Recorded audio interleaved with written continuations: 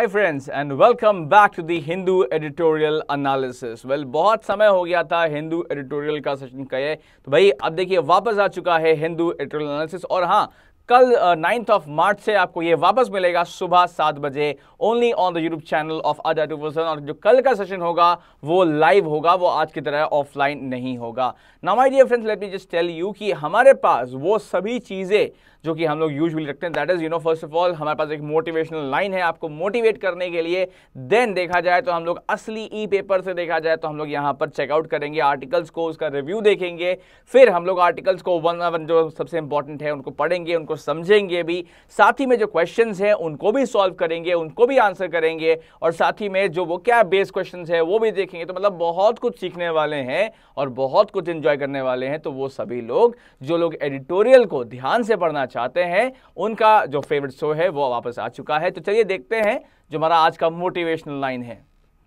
So guys, you are the creator of your own destiny.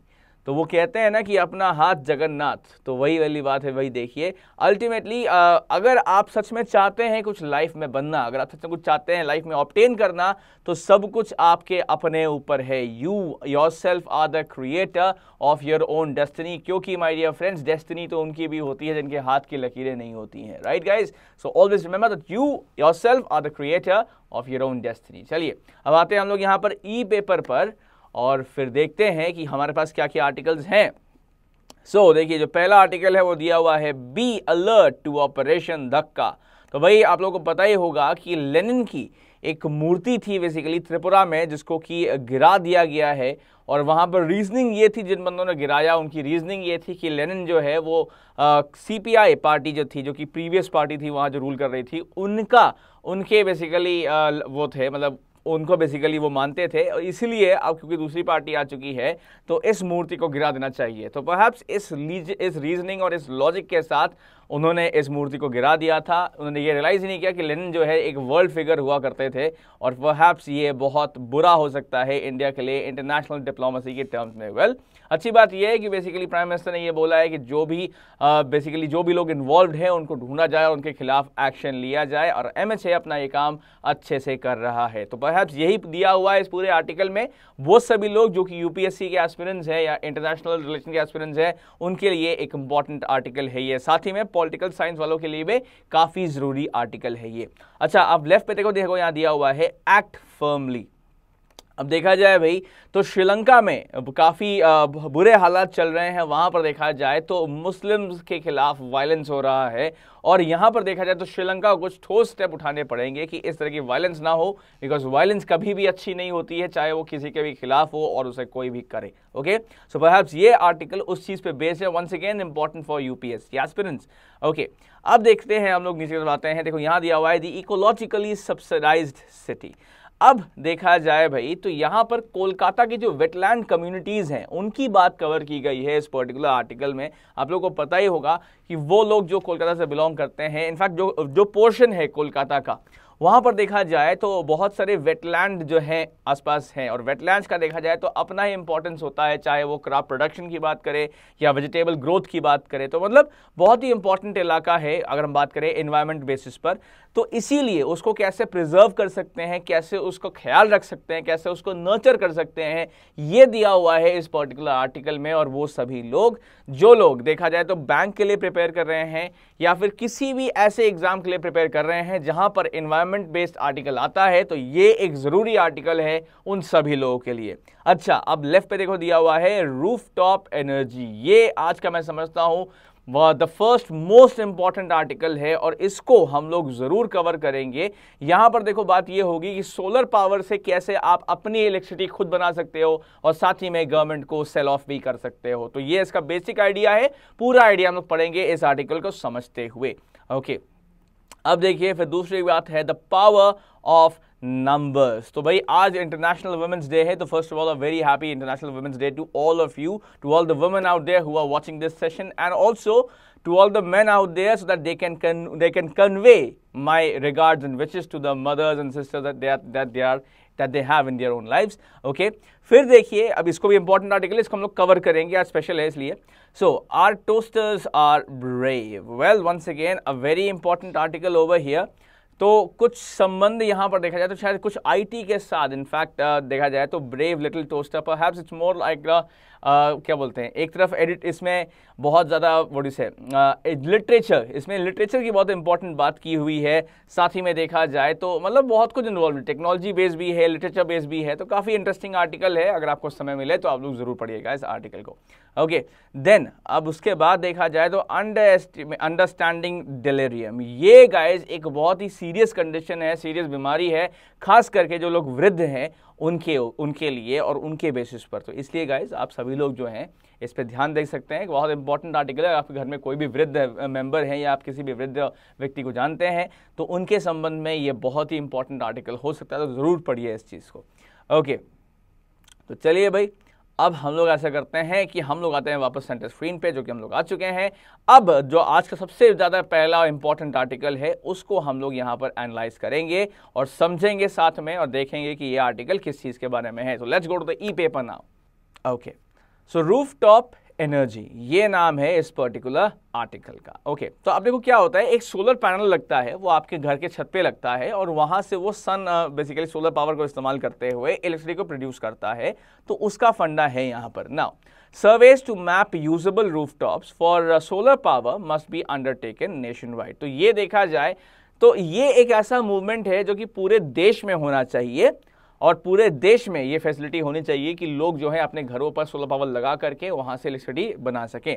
Now Bengaluru's aerial mission to produce a three-dimensional map of rooftop solar power potential using light direction and ranging LIDAR data can give this key source of power a big boost. Similar mapping exercises have been carried out in several countries over the past few years to assess how much of a city's power needs can be met through rooftop solar installations. तो देखा जाए भाई बेंगलुरु में एक aerial mission चलाया जा रहा है जिसके थ्रू जो है लाइट डिटेक्शन एंड रेंजिंग का बेसिकली डेटा इकट्ठा हो रहा है, ताकि वो लोग एक डेटा बना सके और डेटा के साथ वो लोग एक रडार बना सकेंगे पूरे शहर में। देखा जाए जितने भी ऐसे छतें हैं जिनके ऊपर वो लोग सोलर पैनल फिट कर सकते हैं, ताकि जो बेंगलुरु की जो इलेक्ट्रिसिटी की कैपेसिटी है वो सोलर पावर की तरफ पूरी हो जाए लोगों के छतों के ऊपर बेसिकली सोलर पैनल लगा के। तो ये बहुत ही अच्छी थिंकिंग है इनफैक्ट और इससे देखा जाए और ऐसी चीज़ें जो हैं देखो दूसरे देशों में बहुत ज़्यादा होती रही हैं, जहाँ पर क्या होता है कि अल्टीमेटली लोग ऐसे बेसिकली दूसरे देश क्या करते हैं, क्योंकि वो ज़्यादा इलेक्ट्रिसिटी प्रोड्यूस नहीं कर पाते हैं अपने आप से, तो वो क्या करते हैं, वो सोलर पैनल लगवा लेते हैं अपनी पूरी जनता के छत पर, और वहां पे देखा जाए तो सोलर पावर इकट्ठा करके वो पूरे शहर को अपने आप सेल्फ सस्टेन करके इलेक्ट्रिसिटी प्रोड्यूस करते हैं। तो ये बहुत अच्छी बात है, ये हर जगह स्प्रेड होनी चाहिए। नाउ अब आगे समझते हैं भाई, आगे देख लेते हैं इस चीज में। See, a survey helps determine usable rooftops, separating them from green spaces and analyzes the quality of the solar resource. With steady urbanization, solar maps of this kind will with help electricity utilities come up with good business cases and investment vehicles and give residents an opportunity to become partners in the effort. अब देखा जाए भाई तो इस तरह का जो सर्वे होता है ऑलराइट, जिसमें कि कहाँ कहाँ पर लगा सकते हैं, किन किन के घरों में, शहर में, पूरे शहर में किन के घरों में, किन छतों पे लगा सकते हैं हम सोलर पैनल, ये बहुत ही अच्छा होता है। बिकॉज इसमें देखा जाए तो ऑब्वियस है कि हमें एक रियल पिक्चर मिल पाती है कि कोई एक पर्टिकुलर सिटी कितना सोलर पावर प्रोड्यूस कर सकता है। और इससे देखा जाए तो जो अलग अलग बिजनेस के इंस्टीट्यूट्स हैं, ऑर्गेनाइजेशंस हैं, उनके पास भी अच्छा मौका होता है कि सर्विस को वो अच्छे से प्रोवाइड कर सकें, अच्छे सोलर पैनल प्रोवाइड करा सकें, अच्छे फैसिलिटीज दे सकें इन सभी लोगों के, तो उनके लिए भी काफ़ी अच्छा होता है। और इनफैक्ट देखा जाए तो अलग अलग ऑर्गेनाइजेशंस भी काफ़ी फायदा उठा सकती हैं इस पर्टिकुलर अपॉर्चुनिटी का। ओके अब आगे देखते हैं यहाँ पर। So, an initiative to rapidly scale up rooftop solar installations is needed if the target of creating 40 gigawatts of capacity connected to the grid by 2022 is to be realized. Rooftop solar power growth has demonstrated an overall positive trend, including in the fourth quarter of 2017 when tenders for 220 megawatts represented a doubling of the achievement in the previous quarter. अब देखा जाए भाई तो हमने एक target fix किया है कि साल 2022 तक हम 40 गीगावाट जो है प्रोड्यूस करेंगे सोलर पावर के थ्रू ही। और अगर इस टारगेट को मीट करना है तो हमें बहुत ही अग्रेसिवली सोलर रूफटॉप पैनल्स को जो है लगवाना पड़ेगा हमारे पूरे देश के हर शहर में। और देखा जाए तो अभी तक का जो हमारा परफॉर्मेंस रहा है इस काम को करवाने में वो काफी अच्छा रहा है, क्योंकि जितना हमारे पास टारगेट था फोर्थ क्वार्टर के लिए 2017 पिछले साल के लिए, उसका हमने डबल अचीव किया है और ये बहुत ही अच्छा है जहां तक सोलर पावर की बात है।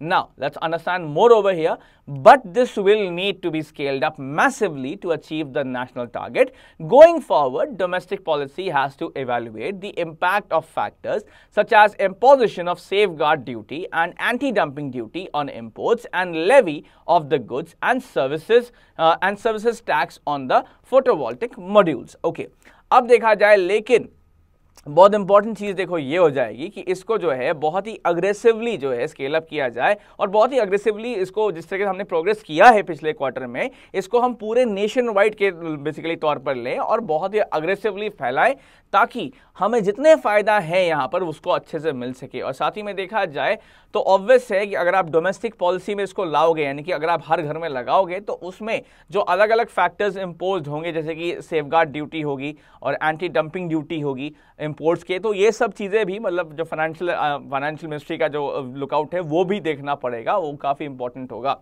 Now, the industry is apprehensive that the shine could diminish for the sector during the current year unless policy is attuned to the overall objective of augmenting capacity. अब देखा जाए तो जो इंडस्ट्री इससे जुड़ी हुई है, जो इलेक्ट्रिसिटी की पूरी इंडस्ट्री है, वो लोग देखा जाए तो थोड़ा सा वो लोग डाउट में है कि शायद जो इतने अच्छे से हम लोग प्रोग्रेस कर रहे हैं सोलर पावर में, शायद ये बिल्कुल ही खत्म हो जाएगी, इसकी शाइन खत्म हो जाएगी जब तक देखा जाए तो इस सेक्टर में काफ़ी अच्छे से परफॉर्मेंस ना हो सके। और साथ ही में देखा जाए तो जो ओवरऑल ऑब्जेक्टिव है, अगर ये जो ओवरऑल ऑब्जेक्टिव है हमारा इंप्रूव करने कैपेसिटी का, इसको बढ़ावा ना दिया गया ढंग से। तो ओके, तो गाइस मैं उम्मीद करता हूं कि अब तक जो हाँ तो हमने बात करी है regarding this particular article and solar power, ये आपके दिमाग में बढ़िया से बैठ गई होगी। तो चलिए हम लोग चलते हैं क्वेश्चन नंबर 1 देखते हैं and I hope that you will be able to give me the correct answer. चलिए, so mapping exercises. Okay guys, the problem over here is that you have got 3 statements. इनमें से कौन सा not true है यानी कि सत्य नहीं है ये आपको बताना है। Statement A है mapping exercises have been carried out in several countries over the past few years to assess how much of a city's power needs can be met through rooftop solar installations. फिर देखिए statement B में दिया है an initiative to rapidly scale up rooftop solar installations is needed if the target of creating 10 gigawatts of capacity connected to the grid by 2022 is to be realized. फिर देखिए statement C में दिया है domestic policy has to evaluate that impact of factors such as imposition of safeguard duties and the anti-dumping duty on imports and levy of the goods and service taxes on photovoltaic modules. अब अगर आपको लगता है कि option 1 सही जवाब है तो आप लिख सकते हो कमेंट सेक्शन में 1-1। अगर आपको लगता है कि ऑप्शन 2 सही है तो आप लिख सकते हैं कमेंट सेक्शन में 1-2। अगर आपको लगता है ऑप्शन 3 सही है तो आप लिख सकते हैं कमेंट सेक्शन में 1-3। अगर आपको लगता है कि ऑप्शन 4 सही है तो आप लिख सकते हैं कमेंट सेक्शन में 1-4। और अगर आपको लगता है कि ऑप्शन 5 सही है तो आप लिख सकते हैं कमेंट सेक्शन में 1-5। ओके, अब तक मैं उम्मीद करता हूं माय डियर कि आपने आंसर लिख दिया होगा कमेंट सेक्शन में। तो चलिए अब देखते हैं स्टेटमेंट बी, जो एक्चुअली में देखा जाए इनफैक्ट तो नॉट ट्रू की अगर बात करोगे तो स्टेटमेंट ए और स्टेटमेंट सी दोनों ही पैसेज के हिसाब से सही है, लेकिन जो स्टेटमेंट बी है जहां बोला गया है target of creating 10 gigawatts of capacity, ये गलत हो जाती है बिकॉज बात हुई थी 40 गीगावाट्स की ना कि 10 गीगावाट्स की। तो इसीलिए गाइस ये स्टेटमेंट गलत है और आई एम श्योर कि आपने सही जवाब लगा दिया होगा। It is 1-2 only B. चलिए अब देखते हैं सेकेंड क्वेश्चन जो हमारे पास है वोकैबुलरी बेस्ड। अब आप बताइए भाई ये सिनोनिम क्या हो जाएगा यहाँ पर ऑगमेंटिंग का। जो अलग अलग ऑप्शंस हैं उनको देखते हुए ऑप्शंस आप देख सकते हो, ये है compressing, constructing, enhancing and shrinking. अब देखो श्रिंकिंग का मतलब होता है कम करना, ऑलराइट, टू रिड्यूस। इनहैंसिंग का मतलब होता है इंप्रूव करना, बढ़ावा देना, अच्छा करना किसी चीज को। और कॉन्ट्रैक्टिंग वंस अगेन छोटा कर देना, alright, to small something, you know, to make something smaller.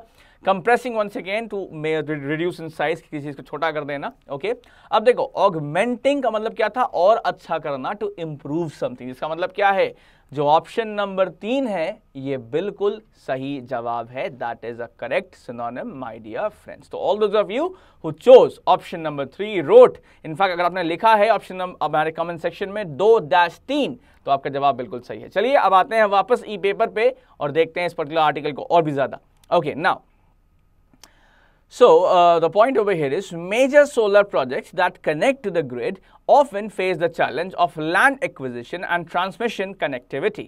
This has led to a delay in plant capacity coming on stream during 2017. Nearly 3600 megawatts did not get commissioned during the last quarter out of a scheduled 5100 megawatts. अब देखा जाए तो national grid से in fact जो basically electricity grid होती है उससे जोड़ करके बेसिकली पूरा इलेक्ट्रिसिटी को हम प्रोड्यूस करेंगे। लेकिन जो एक प्रॉब्लम आती है, जो परेशानी आई है अभी तक के जितने भी मेजर सोलर प्रोजेक्ट्स हैं कनेक्शन में ग्रिड से, वो देखा था तो ये आया है। तो एक तो बेसिकली जो है ज़मीन का जो हड़पना हुआ है, इनफैक्ट हड़पना क्या हुआ है रादर, कहाँ ढूंढ करके सोलर पैनल लगाएंगे वो ज़मीन ढूंढने में काफ़ी दिक्कत आ रही है, काफ़ी अड़चन आई है। साथ ही में देखा जाए तो जब भी बेसिकली इलेक्ट्रिसिटी ट्रांसफर हो रही होती है तो वो ढंग से ट्रांसफर नहीं हो पा रही है, कई बार इलेक्ट्रिसिटी वेस्ट हो जा रही है या प्रोड्यूस ही ठीक से नहीं हो पा रही है, तो उसमें भी काफ़ी दिक्कत आ रही है। साथ ही में देखा जाए तो जितना प्लांट कैपेसिटी था कि आखिरी क्वार्टर में 2017 के हम 5100 मेगावाट प्रोड्यूस कर ले जाएंगे, तो उसमें देखा जाए तो उतनी कैपेसिटी तो प्रोड्यूस नहीं हो पाया, मतलब जितना हो सकता था उतना ना हो करके 3600 मेगावाट, मतलब ये वेस्ट ही होगी, इसको कमीशन ही नहीं किया गया था। बेसिकली कमीशन था कितना, 5100 मेगावाट तक प्रोड्यूस करना था, लेकिन 3600 तक तो देखो भाई कमीशन ही नहीं हो पाया क्योंकि उसका ट्रांसमिशन का दिक्कत हो गई और लैंड ही नहीं मिली जहां पर सोलर पैनल लगा सके। तो काफी दिक्कतें आई थी वैसे यहां पर। Okay, now what this underscores is the importance of exploiting rooftop solar, okay, roof solar, which represents only about 11% of the country's 19,516 megawatt totally installed capacity at the start of 2018.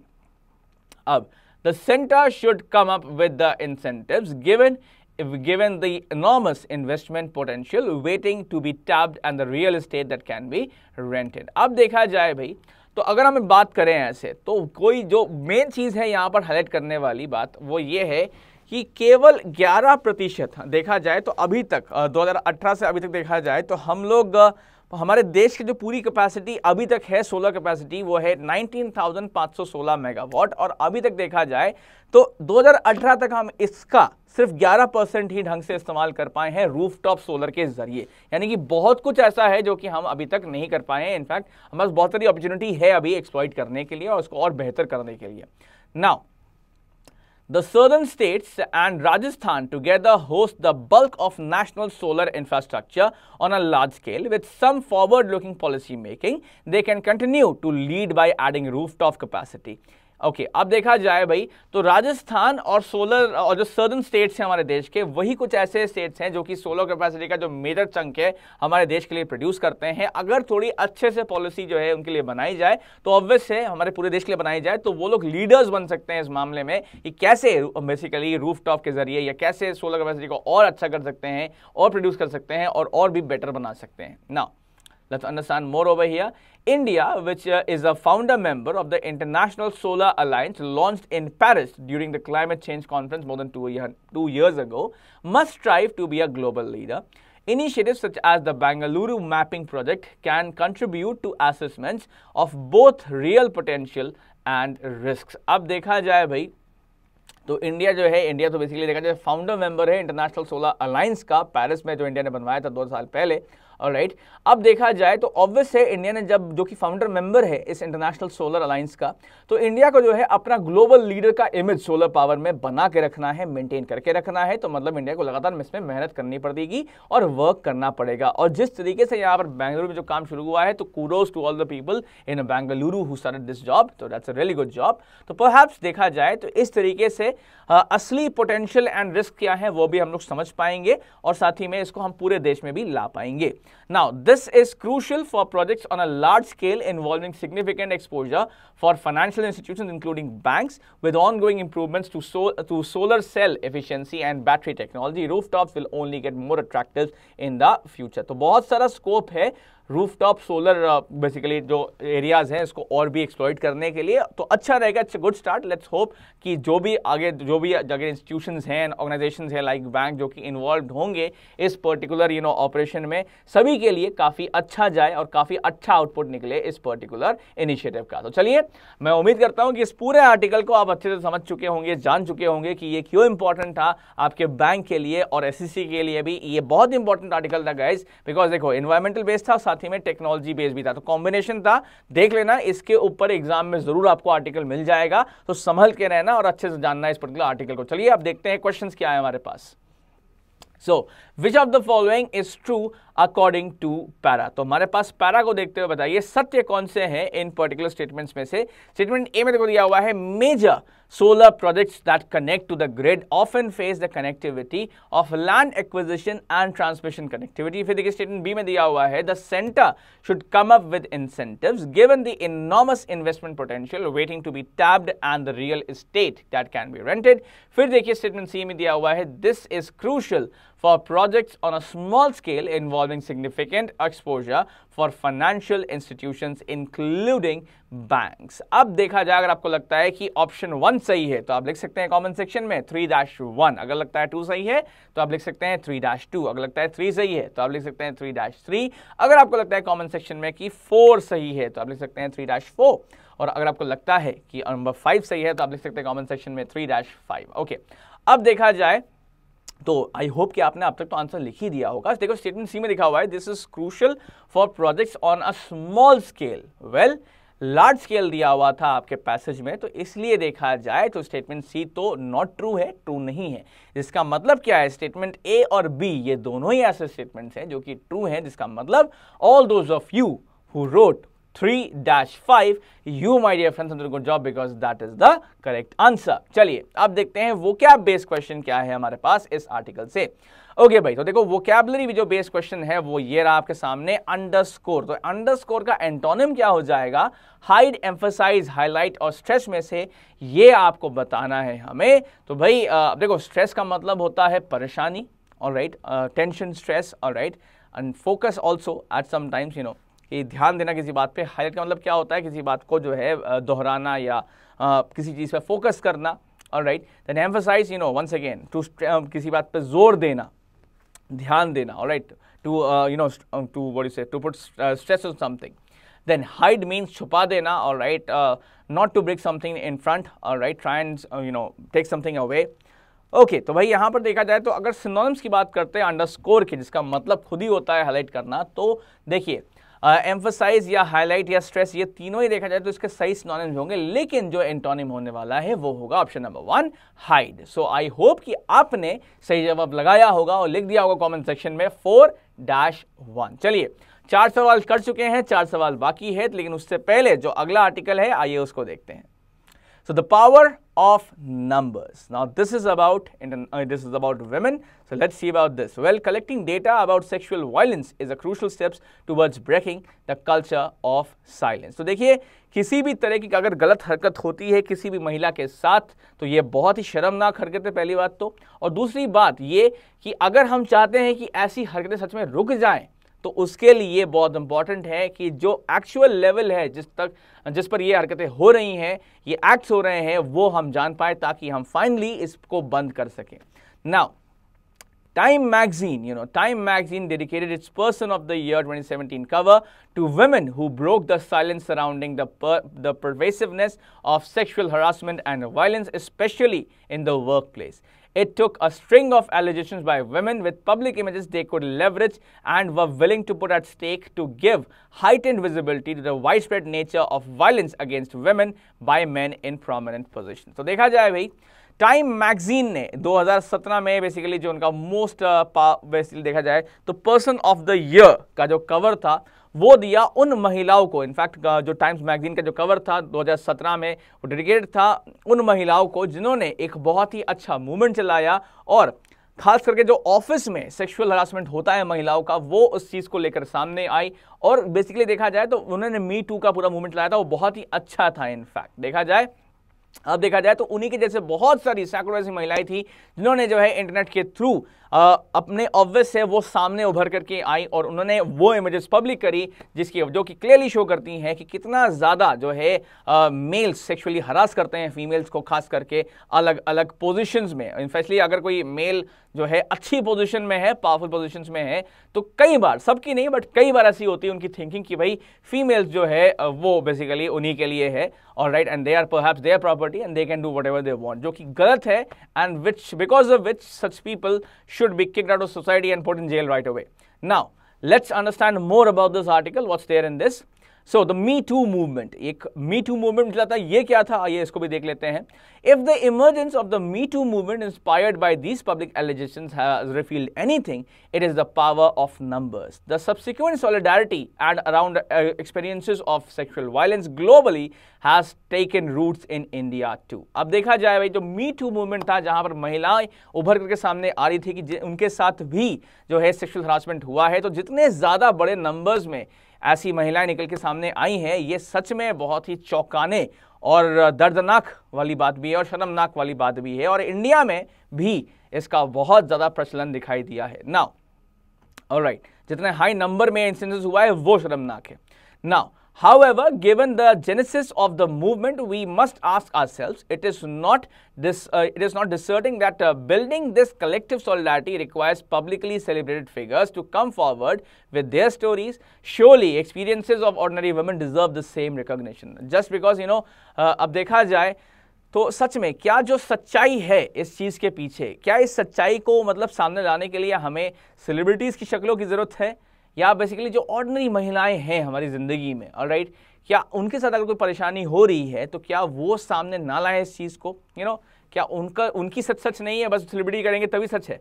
क्या ऐसा कुछ है इस चीज़ के बारे में? Well, let's see about the next parajumble that we have here for you. फिर हम लोग आगे बात करेंगे इस आर्टिकल पे। So let's have the parajumble now.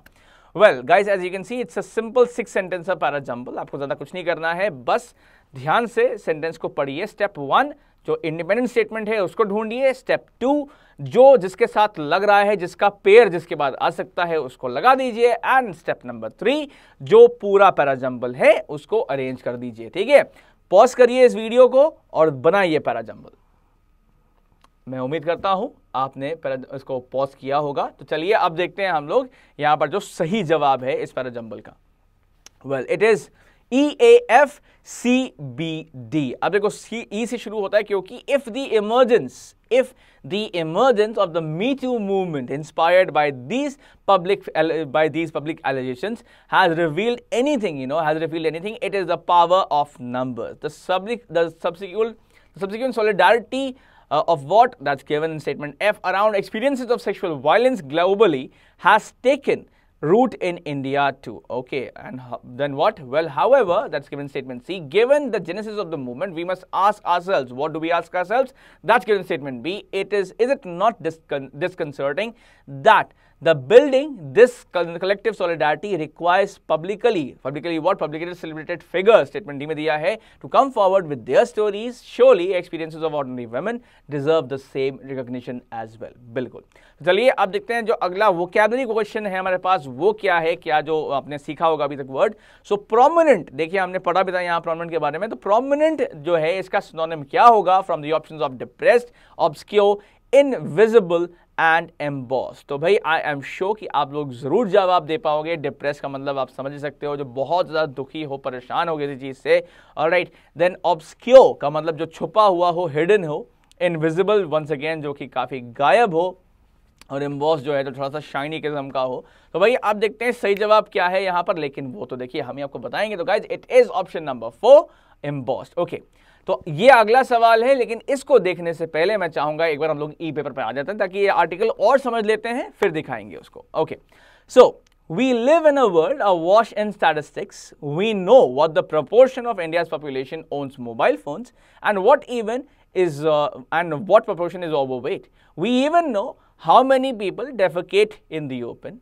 Yet when it comes to our knowledge about how many women experience sexual harassment and violence, we are at loss. If we don't know the contours of violence, how can we address it? Well देखा जाए तो हम ऐसे दुनिया में रहते हैं जहां पर नंबर्स और स्टैटिस्टिक्स बहुत ही बड़ी रोल अदा करते हैं। जहां तक इंडिया की बात है तो हमें ये पता है इंडिया में कितने लोगों के पास जो है मोबाइल फोन्स हैं। हमें ये भी पता है कि इंडिया में कितने ऐसे लोग हैं जो कि बहुत ज़्यादा मोटे हैं, और हमें ये तक पता है कि कितने सारे इंडिया में ऐसे लोग हैं जो खेतों में जाके शौच करते हैं, अपने घर में शौच नहीं कर पाते हैं। लेकिन जब बात ये होती है कि इंडिया में कितनी ऐसी महिलाएं हैं जो सेक्सुअल हरासमेंट को फेस करती हैं और वायलेंस फेस करती हैं, तो पता नहीं कैसे लेकिन हमारे सारे नंबर फेल हो जाते हैं। Well, let's understand more about this. Well, see, it is easy however to say we need data on sexual harassment, but data collection in this area is extremely challenging. It is difficult to define sexual harassment. It is even more difficult to collect information about painful and stigmatizing experiences. All right. Excuse me. अब देखा जाए तो कहना तो आसान है कि numbers जो है हमारे पास है नहीं, तो हम कैसे एड्रेस करेंगे, लेकिन सेक्सुअल हरासमेंट का डेटा पाने में भी बहुत मुश्किल है। इनफैक्ट अगर हम बात करें एग्जैक्टली सेक्सुअल हरासमेंट का मतलब क्या है, तो वो डिफाइन करना भी काफ़ी मुश्किल हो जाएगा। बिकॉज देखा जाए तो हमें इसमें करना ये होगा कि किसी महिला के पास हम जाए और उनसे बात करें उस चीज़ के बारे में, उस दर्द के बारे में जो कि वो बयान नहीं करना चाहती हैं, बिकॉज उनको इतना दर्द हुआ है उस चीज़ के बारे में बात करते हुए। तो जो उन्होंने दर्द एक्सपीरियंस किया था उसी को दोबारा से याद करने की बात होगी अगर हमें डेटा कलेक्शन की बात करें। तो इसलिए काफ़ी मुश्किल भी है जहां तक सेक्सुअल हरासमेंट की डेटा कलेक्शन की बात है। अब आगे देखते हैं। So results from India's national family health survey NFHS 4 provide testament to this challenge. NFHS asks questions about women's experiences of sexual violence. About 5.5% of the women surveyed that say that they have experienced sexual violence, and over 80% of these instances of violence are perpetrated, by husbands. All right. अब देखा जाए तो एक संस्था basically NFHS national family health सर्वे 4, तो उन्होंने कोशिश करी थी कि सर्वे करें किस चीज़ के बारे में और सेक्सुअल वायलेंस कितने महिलाओं ने फेस किया है। जब उन्होंने बहुत ज़्यादा जोर दिया, उन्होंने हर जितने वो घर के जितने हाउस होल्ड गए उन्होंने वहाँ पर फेस किया, तो सिर्फ 5.5% महिलाओं ने ही ये माना कि हाँ उन्हें सेक्सुअल वायलेंस उन्होंने झेली है। और सबसे ज़्यादा यहाँ पर ताज्जुब की बात यह है कि 80% से ज़्यादा महिलाएं जिन्होंने सेक्सुअल वायलेंस झेलने की बात कही थी, उन्होंने सेक्सुअल वायलेंस अपने पति से ही झेली थी, मतलब from their own life partners. Alright, that's not only astonishing, that's shamefully shocking as well. Now let's understand more over here. So these results direct our attention to the home as the primary site for violence away from public spaces and workplace. This is no doubt misleading and largely reflects problems in survey design and execution. To paraphrase Ludwig Winston, an entire mythology is stored within our statistics or lack thereof. So perhaps yes, कोई doubt नहीं है कि public places में और work places में sexual harassment काफ़ी होता है, सेक्सुअल वायलेंस के भी अनफॉर्चुनेट जो है इंसिडेंट्स आते हैं, लेकिन जो मेन चीज़ इन सब का जड़ है वो है घर। अगर आप घर में महिलाओं को ये बताएंगे कि वो वीक नहीं है, दे आर स्ट्रॉन्ग इनफ, उनके ऑप्शंस क्या है, अगर आप उनको अवेयर करेंगे उनके पावर के बारे में, तो ऑब्वियस है you will have strong ladies at your home. And if you educate the boys, जो कि मैं समझता हूँ ज़्यादा इंपॉर्टेंट है, जब मेल्स को एजुकेट किया जाता है कि what is important, what is not, what is right, what is wrong, in fact if you teach the boys correct, then girls will be safe on their own. All right, now let's see the question number 7 that we have here based on the theme. All right, so what is the theme of the paragraph, my dear friends? तो option number 1 है आपके सामने attack on women, number 2 है sexual harassment of women, number 3 है International Women's Day, number 4 है progress of women, and number 5 is the me too movement. Well my dear friends, तो अगर आपको लगता है कि ऑप्शन नंबर 1 आंसर है तो आप लिख सकते हैं कमेंट सेक्शन में 7-1। अगर आपको लगता है नंबर 2 आंसर है तो आप लिख सकते हैं 7-2। अगर आपको लगता है कि 3 आंसर है तो आप लिख सकते हैं 7-3। अगर आपको लगता है कि नंबर 4 आंसर है तो आप लिख सकते हैं 7-4। अगर आपको लगता है नंबर 5 आंसर है तो आप लिख सकते हैं 7-5। Okay guys, well the correct answer over here is option number 2 and I think you would have given the correct answer as well. चलिए अब देखते हैं आखिरी सवाल क्या है हमारे पास आज के क्वेश्चन के लिए, आज के इस पैसेज के लिए, एडिटोरियल ले रहा था।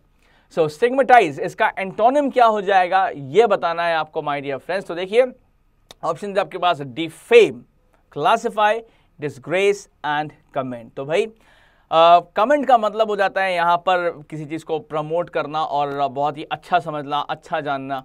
डिसग्रेस आप समझ सकते हो मतलब कोई भी ऐसी चीज़ जो है जो कि बहुत ज़्यादा मतलब व्हाट यू से बुरी या खराब चीज़, ऑलराइट, तो perhaps you know a bad act that you know that is a very shameful thing. So classify, classify करना, किसी को क्लास में डालना कि कहाँ पर क्या लगेगा, ऑलराइट, कौन सा किससे मैच करना चाहिए। देन डिफेम, किसी को इंसल्ट करना, किसी की इंसल्ट करना, ये चीज़ हो जाएगी इसमें। ओके, सो अब देखा जाए तो स्टिग्मेटाइज का यानी कि जो दाग लगाना है, जो दाग बेसिकली किसी भी दाग को या किसी भी शेमफुल चीज़ को जो है, किसी भी हरकत को शेमफुल बना देने वाली जो बात है, तो उसका जो एंटोनिम हो जाएगा वो हो जाएगा कमेंट, ऑलराइट। तो यानी कि किसी अच्छे काम के लिए किसी को प्रेज करना। So option number 4 is the correct antonym over here. So that was all in this particular session of Hindu editorial analysis based on the International Women's Day. I hope my dear friends कि आज हमने जो दोनों ही articles पढ़े ये आपको अच्छे समझ में आए होंगे, बिकॉज ये आर्टिकल देखो एक तो एग्जाम पॉइंट ऑफ व्यू से भी काफी इंपॉर्टेंट है और साथ ही में जो पर्सनल लाइफ है उससे भी रिगार्डिंग बहुत इंपॉर्टेंट है। तो इसीलिए आई होप कि आप लोगों को अच्छा लगा होगा। If you have your own thoughts, कुछ अगर आपके भी थॉट्स हैं इन दोनों आर्टिकल्स के रिगार्डिंग या किसी भी आर्टिकल के रिगार्डिंग, तो वो आप मुझे सेंड कर सकते हैं at saurabh.day@247.com। थॉट्स जब मैं बोल रहा हूं तो मतलब what do you think about these articles, या फिर आपको क्या महसूस हुआ इन आर्टिकल को जान करके, मैं उसकी बात कर रहा हूं। Okay guys, so see you again tomorrow at 7 AM। Peace out.